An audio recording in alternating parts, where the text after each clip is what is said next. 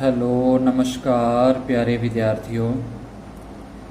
आज अपने कक्षा 10 विषय गणित के अंदर अपना जो अध्याय छठा है उसकी प्रश्नावली 6.2 के बचे हुए 5 से 10 प्रश्नों को आज अपने हल करेंगे।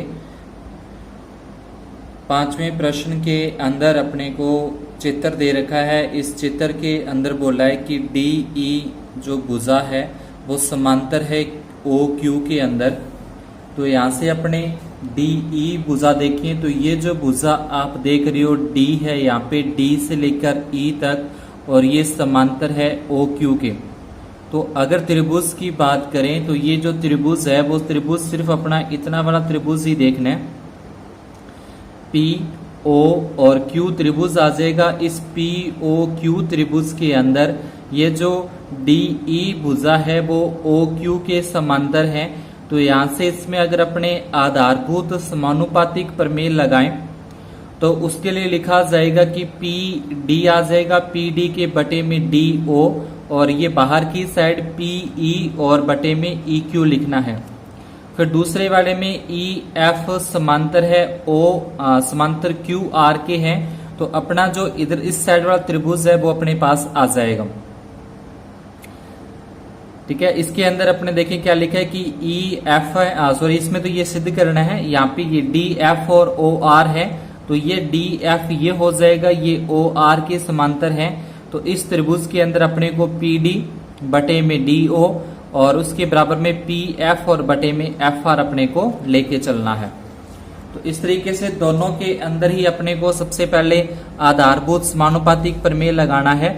तो दिया है के अंदर तो अपन ये लिख देंगे कि जो ये वाला अपने को ये और ये दोनों दे रखे हैं और सिद्ध करना है तो सिद्ध करने के अंदर ये अपना आ जाएगा। उसके बाद आगे अपने करें तो त्रिभुज सबसे पहले जो अपने को त्रिभुज लेके चलना है तो त्रिभुज ये आ जाएगा पी ओ और क्यू। पी ओ क्यू में आधारभूत समानुपातिक प्रमेय से आधारभूत समानुपातिक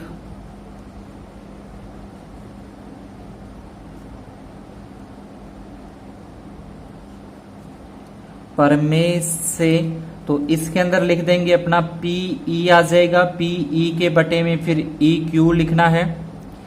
इसके बाद बराबर में यहाँ पे आ जाएगा पी डी और पी डी के बटे में डी ओ लिखा जाएगा। ये एक नंबर समीकरण। उसके बाद फिर दूसरे त्रिभुज के अंदर यानी कि त्रिभुज अपना आ जाएगा पी ओ और आर के अंदर पी ओ आर में आधारभूत समानुपातिक प्रमेय से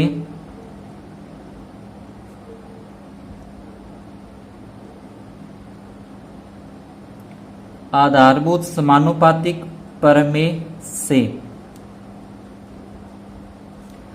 इसके अंदर भी सेम ही यहां से आ जाएगा अपना ये कि जो बाहर वाली देखें पहले तो पी एफ और बटे में एफ आर आ जाएगा।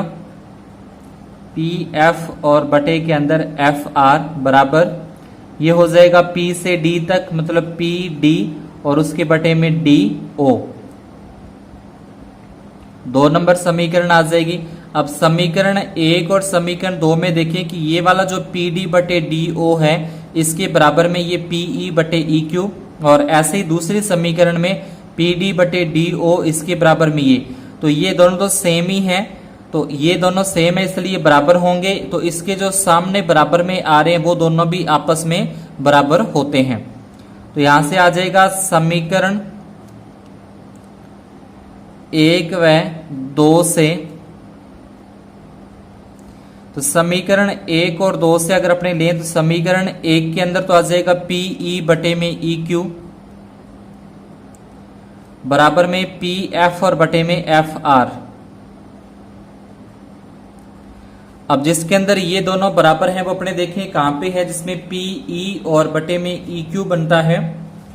तो ये तो अपना आ जाएगा पी ई और बटे में ई क्यू, यानी कि अगर अपने दोबारा से अगर अपने डायग्राम देखें इस त्रिभुज का इस तरीके से अपना P उसके बाद है फिर Q और उसके बाद है फिर R।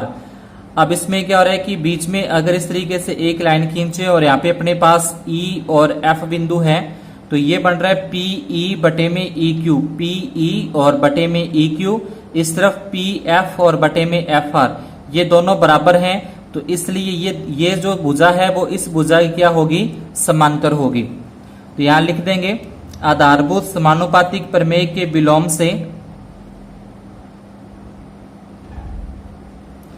आधारभूत समानुपातिक प्रमेय के विलोम से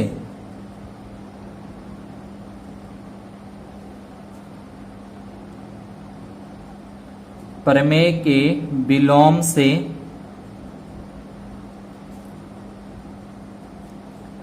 जो EF है वो समांतर होगी QR, ये अपने को सिद्ध करना था।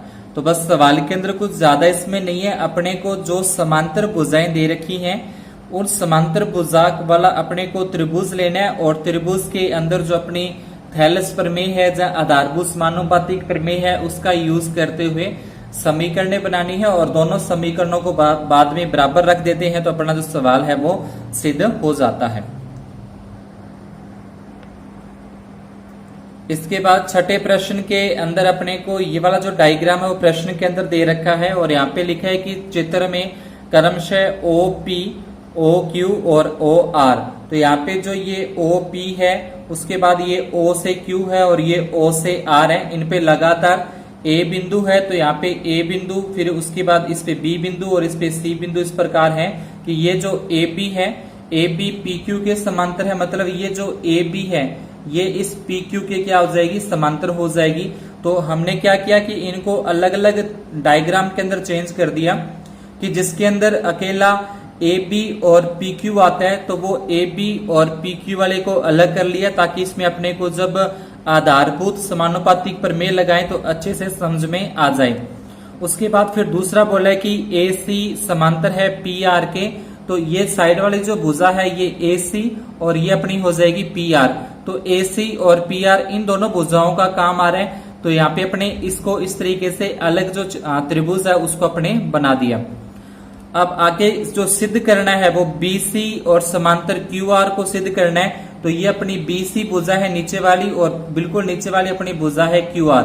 तो ये जो त्रिभुज, इतना सा जो त्रिभुज है ये नीचे वाला सिर्फ इतना डायग्राम है उसको इस तरीके से करके बना दिया, और जो ये जो अपना त्रिभुज बन रहा है इस साइड वाला वो यहाँ पे बना दिया, और जो इस साइड वाला त्रिभुज बन रहा है ये इस साइड वाला यानी कि POQ बनता है वो अपने यहाँ पे बना दिया।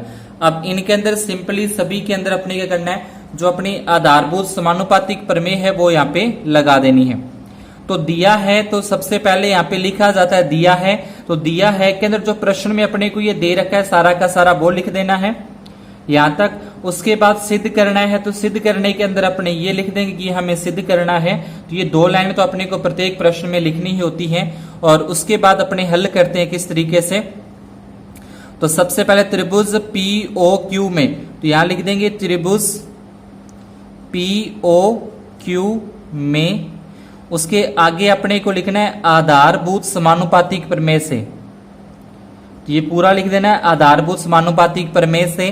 तो इसके अंदर अपने लिख सकते हैं जैसे PA और बटे में AO आ जाए, क्योंकि ये भुजा और ये भुजा समांतर है, तो ये दोनों भुजाओं को छोड़ के जो साइड वाली दोनों भुजाएं बचती हैं PA और बटे में AO।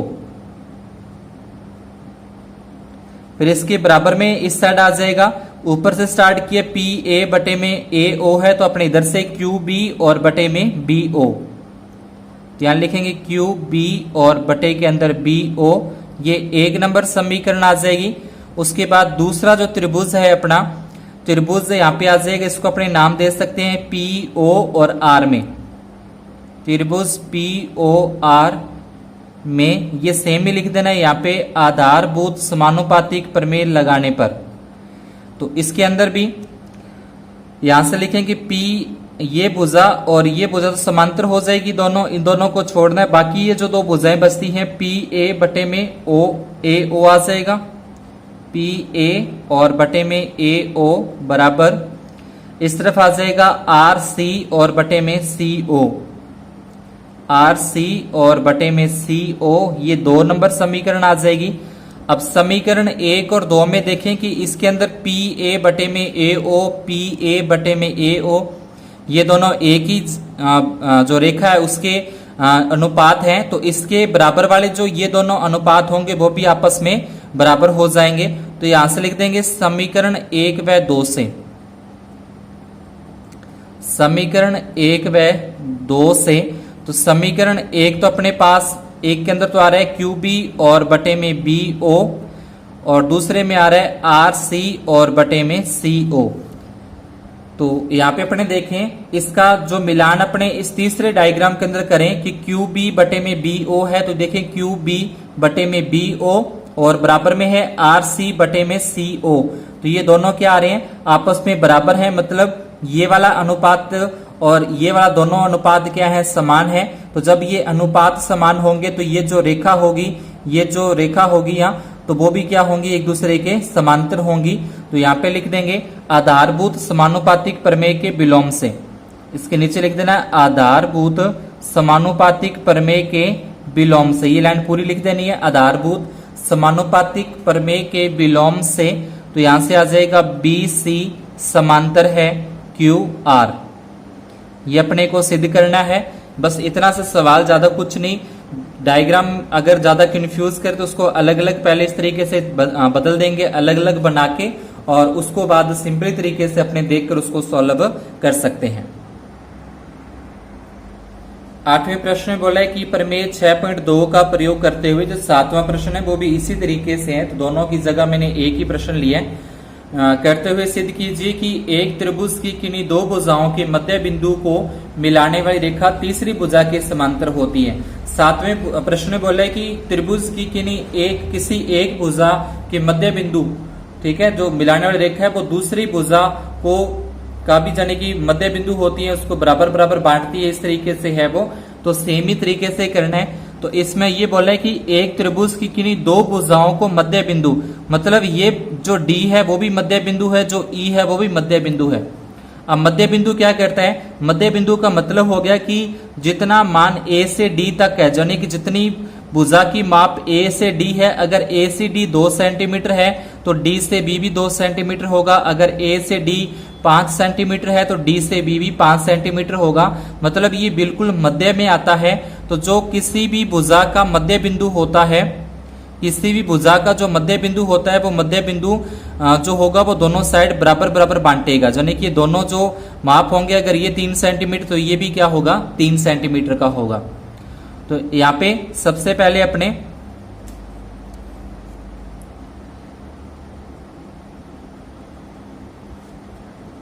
डी, जो डी है वो भुजा ए बी का मध्य बिंदु है। डी भुजा ए बी का मध्य बिंदु है, तो इसलिए क्या हो जाएगा कि जो ए से डी है वो बराबर होगा डी से लेकर बी तक का। ए से डी बराबर होगा डी से बी। इसको अपने बटे में लिखें तो ए डी बटे में डी बी, तो ये क्या आ जाएगा अपने पास, 1 आ जाएगा। क्योंकि अगर ये मानो कि 2 सेंटीमीटर का है तो ये भी कितने का होगा, 2 सेंटीमीटर का 2 में 2 का भाग दें कितना आता है, 1 आता है। अगर ये 3 सेंटीमीटर का है तो ये भी 3 का होगा, 3 में 3 का भाग देंगे तो भी 1 आएगा। तो ए डी के अंदर अगर डी बी का भाग दिया जाए तो कितना आ जाएगा, 1 आ जाएगा। इसको अपने 1 नंबर समीकरण दें। अब दूसरी साइड में जो ई बिंदु है वो ए सी का मध्य बिंदु है, तो यहां लिखा जाएगा ई भुजा ए सी का मध्य बिंदु है।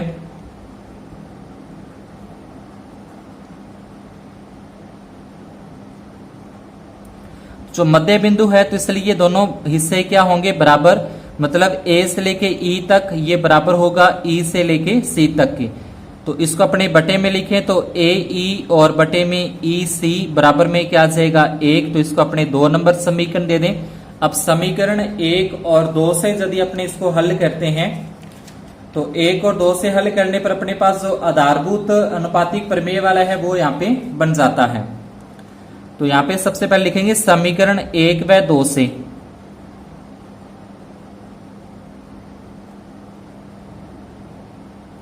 समीकरण 1 व 2 से, तो 1 व 2 में आ जाएगा ए डी बटे में डी बी। इसका मान भी 1 है और इसका मान भी 1 है, मतलब ये दोनों क्या हो जाएंगे, बराबर हो जाएंगे, क्योंकि दोनों का मान ही क्या आ रहा है, 1 आ रहा है, तो ये दोनों आपस में क्या होंगे, बराबर होंगे।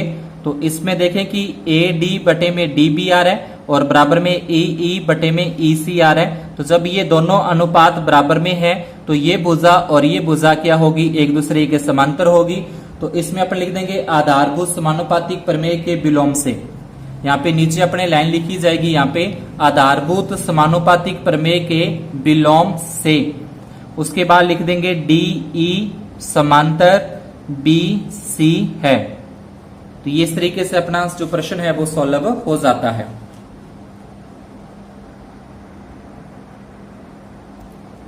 इसके बाद 9वें प्रश्न के अंदर जिसमें बोला है कि ABCD एक समलम है, तो यहाँ पे नीचे अपन लिखेंगे, यहाँ पे दिया है लिखकर उसमें लिख देंगे ABCD एक समलम है जिसमें AB समांतर DC है, ठीक है। और उसमें आगे लिख देंगे इसके विकर्ण, यानी कि जो प्रश्न में दे रखा होता है वो पूरा का पूरा अपने दिया है के अंदर लिख देना है। उसके बाद लिखेंगे कि जो सिद्ध करना है, तो सिद्ध करने में आ जाएगा AO बटे में BO बराबर CO बटे में DO, ये अपने को लिख देना है सिद्ध करने के अंदर।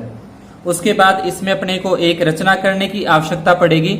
आप चाहें तो इस साइड में एक O से लेते हुए एक अपने को रेखा खींचनी है, आप चाहें तो इस तरफ भी एक रेखा जो है वो खींच सकते हैं। इस तरीके से डॉट डॉट करते हुए आपने एक रचना करनी है O से, और इसको अपने नाम दे देंगे E। तो रचना में लिख देंगे कि DC समांतर OE खींचा, ठीक है। DC के समांतर कौन सी भुजा खींच रहे हैं, OE। तो रचना में अपने यानी कि पहले तो लिखना है दिया है, उसके बाद लिखना है सिद्ध करना है, और उसके बाद अपने लिख देंगे इसके अंदर रचना। तो रचना के अंदर अपने इसमें लिख देंगे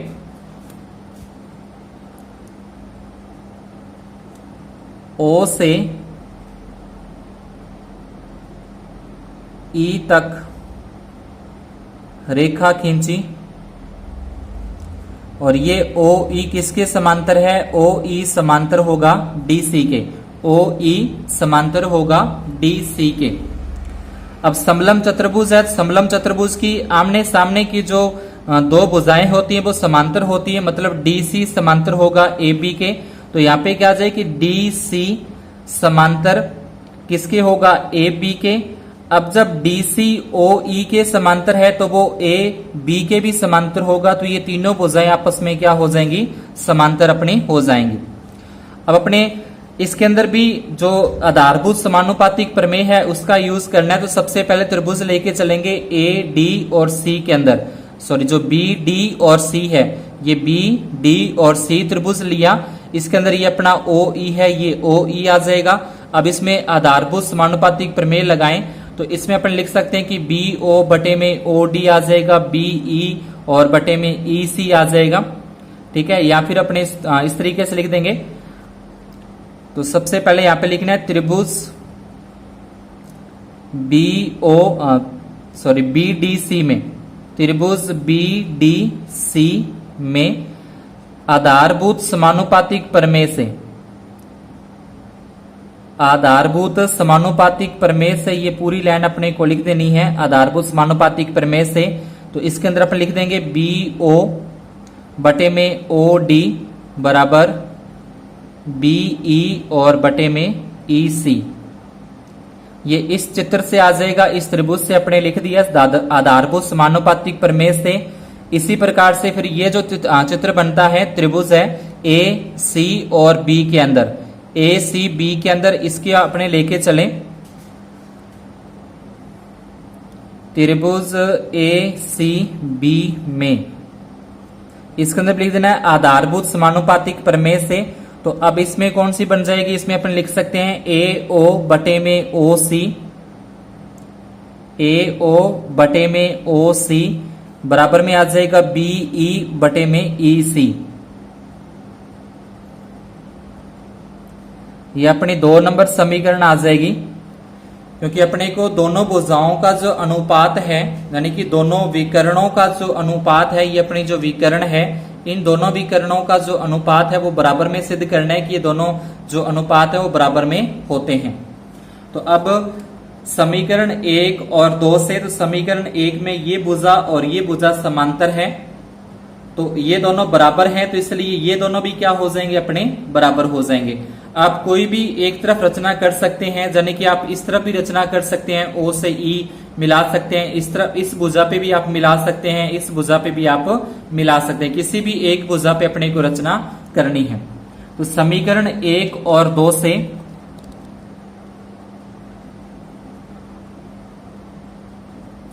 समीकरण 1 व 2 से, तो इसमें अपने पास आ जाएगा समीकरण 1 में बी ओ बटे में ओ डी, और बराबर में आ जाएगा अपने पास ए ओ और बटे में ओ सी।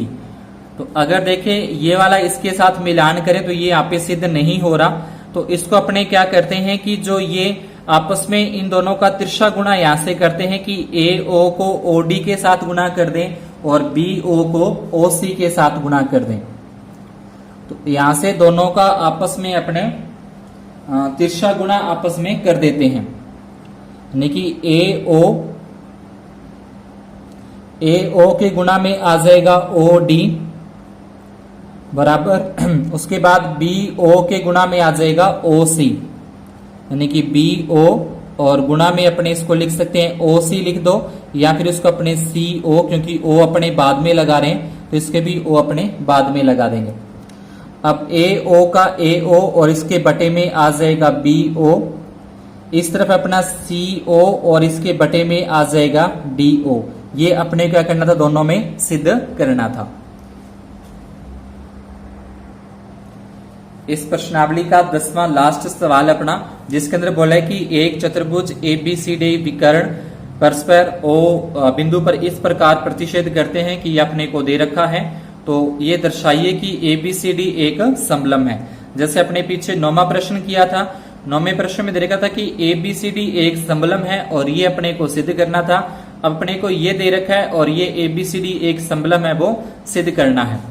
अब ABCD एक समलंब चतुर्भुज तभी होगा जब इसकी ये दो भुजाएं, जो आमने सामने वाली भुजाएं हैं, वो क्या होनी चाहिए, समांतर आनी चाहिए। समांतर आने का मतलब ये हो गया कि DC समांतर होना चाहिए AB के। ये अपने को सिद्ध करना है कि DC समांतर है AB के। तो सेम जैसे पिछले 9वें प्रश्न के अंदर अपने लिखा था, वो सारी की सारी बातें लिखनी है, दिया है, उसके बाद सिद्ध करना है। सिद्ध करने में आ जाएगा कि ABCD एक समलंब है। उसके बाद रचना में जो पिछले सवाल में जैसे लिखा था वैसे ही अपने को रचना वाला स्टेप है वो भी लिखना है। तो अब सबसे पहले इसमें आ जाएगा त्रिभुज। तो त्रिभुज वही BD और C में, त्रिभुज BDC में। अब त्रिभुज BDC के अंदर अपने पास क्या आ रहा है कि जो DC है वो समांतर है OE के, तो यहां लिख देंगे DC समांतर OE के, ये समांतर है। तो इसके अंदर समांतर होने के से क्या लगेगा, ये यानी कि ये जो भुजा है वो इसके समांतर है, तो इसको लिखेंगे अपने BO और बटे में OD, BO और बटे में आ जाएगा अपने इसको DO लिख दें, बराबर में BE और बटे में EC, यहां लिख देंगे BE और बटे के अंदर आ जाएगा अपने पास EC। और प्रश्न में अपने को दे रखा है AO बटे में BO दिया है, AO और बटे में BO बराबर CO और बटे में DO। ये इसको अपने 2 नंबर समीकरण एक बार दे सकते हैं। उसके बाद इसका यहां से अगर अपने तिरछा गुणा करें आपस के अंदर,